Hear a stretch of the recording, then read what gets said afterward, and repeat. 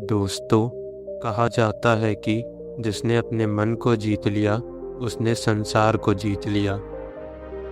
मगर यह वाक्य जितना सरल सुनने में लगता है उतना ही कठिन इसका अर्थ समझने में भी है।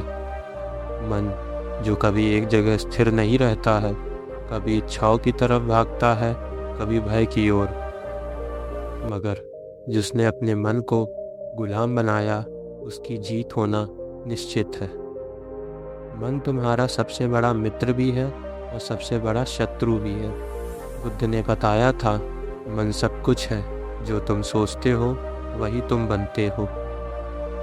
अगर तुम्हारा मन तुम्हारा सेवक बन गया तो ये तुमको स्वर्ग तक पहुंचा देगा, परंतु यदि तुम अपने मन के दास बन बैठे तो ये तुमको दुख, मोह और हार की ओर खींच ले जाएगा। मन एक रेत के समान है, अगर तुम उसको कस के पकड़ोगे तो वह फिसल जाएगा, अगर प्रेम से थामोगे तो वह स्थिर रहेगा। मन की चाल। दोस्तों, मन हमेशा तुमको भ्रमित करेगा। जब तुम साधना करना चाहोगे तो वह बोलेगा कि कल से करेंगे। जब तुम क्रोध से बचना चाहोगे वह बोलेगा थोड़ा गुस्सा भी जरूरी है। जब तुम संयम चाहोगे तो वह बोलेगा जिंदगी का मजा लो। बुद्ध ने मुस्कुराते हुए बताया, मन वही कहता है जिससे उसको मजा मिलता है, मगर जो आत्मा के लिए हितकारी है उसके लिए मन कभी नहीं कहेगा। अपने मन को पहचानो। दोस्तों, मन को गुलाम बनाने से पहले उसको पहचानना बहुत आवश्यक है।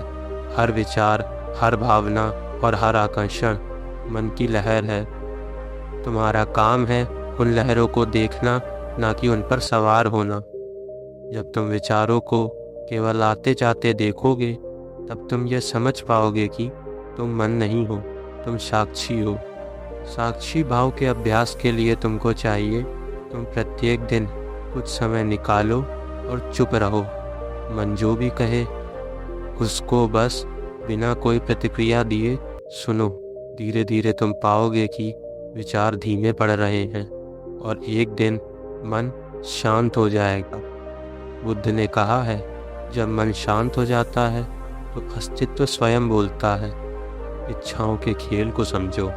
दोस्तों, इच्छाएं मन की सबसे बड़ी जंजीर है। मन हमेशा यही बोलेगा कि थोड़ा और चाहिए, मगर बुद्ध ने कहा है, जिसको संतोष का अर्थ समझ में आ जाए उसे अमृत मिल गया। तुम्हारे पास जितना है वही पर्याप्त है। अगर मन को यह सिखा दो तो वह तुम्हारा सेवक बन जाएगा। अपने क्रोध पर विजय प्राप्त करो।